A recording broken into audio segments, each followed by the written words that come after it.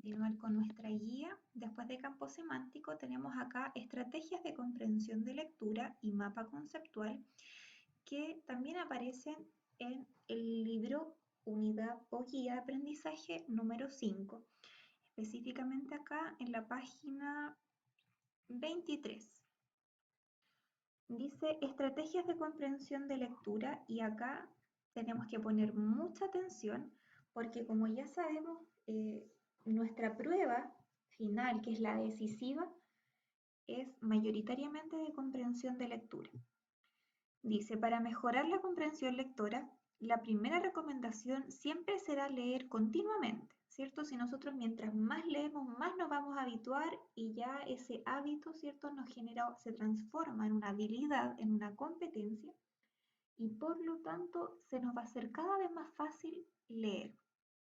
Dice, podemos leer textos cortos, novelas de su agrado, noticias, lo que sea. Ustedes, por ejemplo, que usan las redes sociales, pueden meterse a Facebook y van a encontrar secciones de noticias también. Pueden seguir páginas como 24 horas, El Ciudadano, La Tribuna, etc. Y pueden ir leyendo cosas que sean de su interés, pero lo importante es leer, habituarnos con la lectura.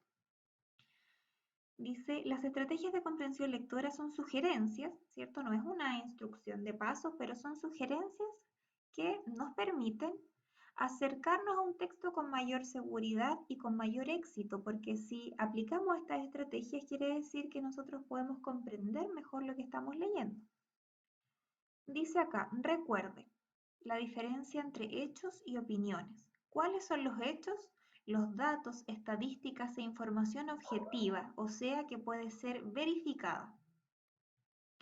En cambio, las opiniones corresponden a una visión particular, individual, subjetiva sobre lo que yo creo o pienso de una cosa. Por ejemplo, nosotros como un hecho podemos decir que el sushi está hecho con arroz, el nori, que es un alga, y puede ser con vegetales o distintos tipos de carnes. Y eso es un hecho, lo podemos comprobar. Pero una opinión, por ejemplo, es que el sushi es rico o que el sushi es malo.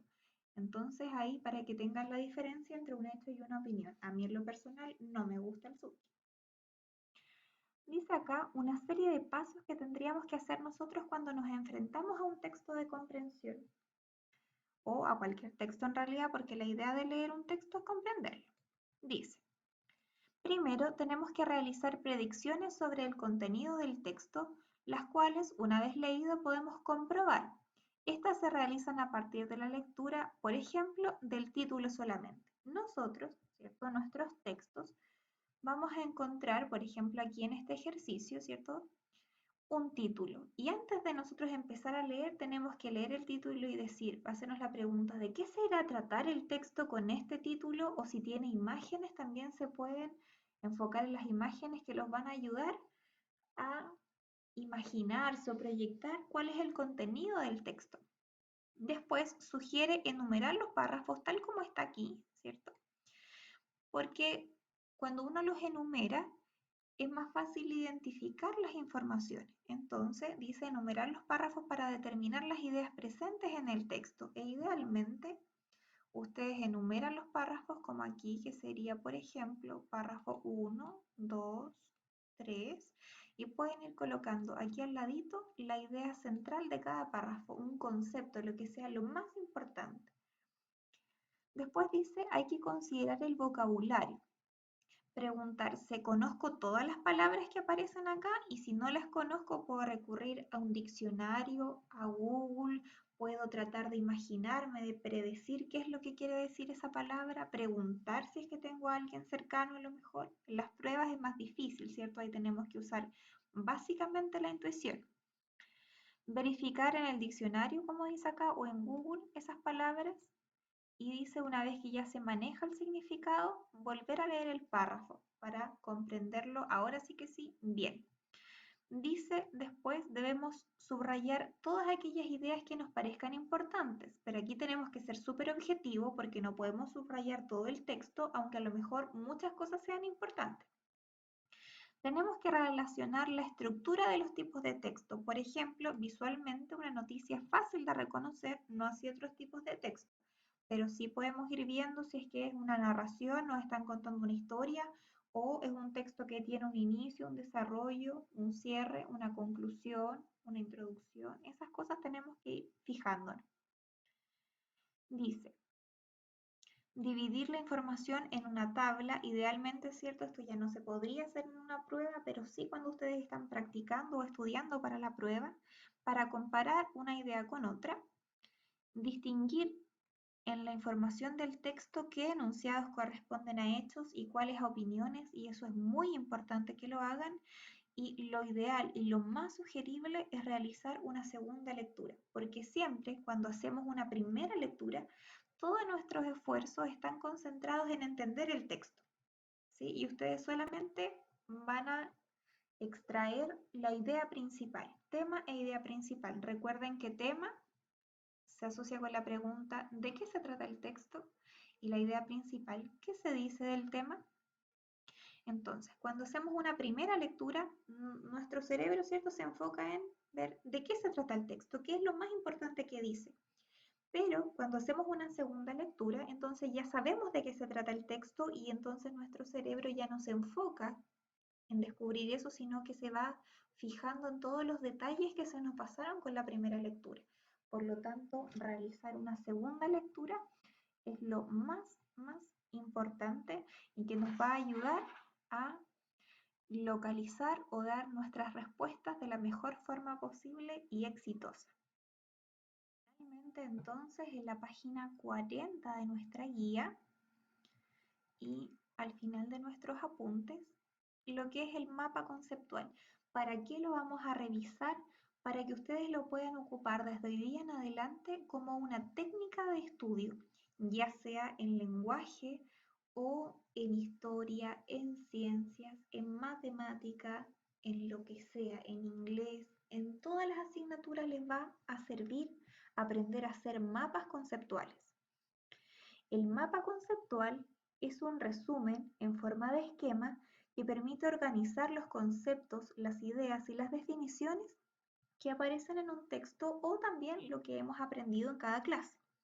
Además, está concebido como herramienta de apoyo al aprendizaje. En este sentido, nos servirá para estudiar, por ejemplo, un contenido o tema de lenguaje, historia, matemática, etcétera, que es lo que yo les acababa de decir. También nos sirve como respaldo gráfico o imagen para apoyar las presentaciones o disertaciones. Por lo tanto, saber construirlo se constituirá en una ventaja al momento de realizar una presentación,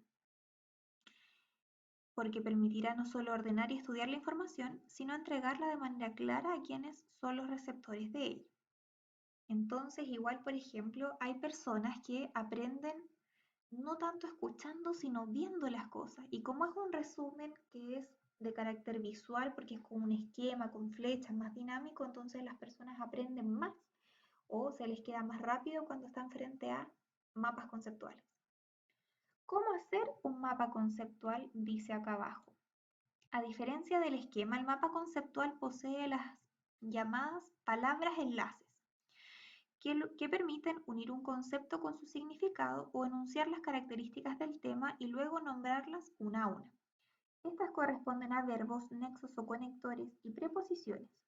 Puede ser más de una palabra, incluso una frase, y con ello favorecen la fluidez y la lectura del mapa. Entonces, para realizar un mapa conceptual debemos considerar que éste posee una disposición jerárquica. Comienza de lo más general hasta lo más particular, de izquierda a derecha, de arriba hacia abajo o de lo más importante a lo que es menos importante. Además, se organiza con líneas para unir conceptos y preposiciones, que serían las frases u oraciones. Dice, flechas que indican la dirección de la lectura, ¿cierto? Como lo podemos ver acá, ¿cierto? Tengo aquí el conocimiento que se divide en concepto, historia, diseño, sociedad, cultura. Y esto vamos viéndolo, ¿cierto? Con las flechitas que me van diciendo qué es lo que yo tengo que leer primero. Después dice, se usan óvalos o rectángulos que contienen los conceptos, ¿cierto? Que son lo más importante y se colocan solo una vez, no se pueden repetir, sino que son las flechitas las que nos van a indicar después el camino. Dice, y las palabras enlaces que permiten unirlos con otros. Por ejemplo, acá historia es la herencia, bla, bla, bla, ¿cierto? Y acá tenemos diseño. Y acá tenemos un ejercicio que dice aplicando lo aprendido, que dice que el mapa conceptual es un resumen esquemático, utiliza conceptos y, falta algo aquí, ¿cierto? Tiene también acá, posee una disposición jerárquica y eso ustedes lo van a completar cuando ya tengan su libro con las informaciones que acabamos de leer.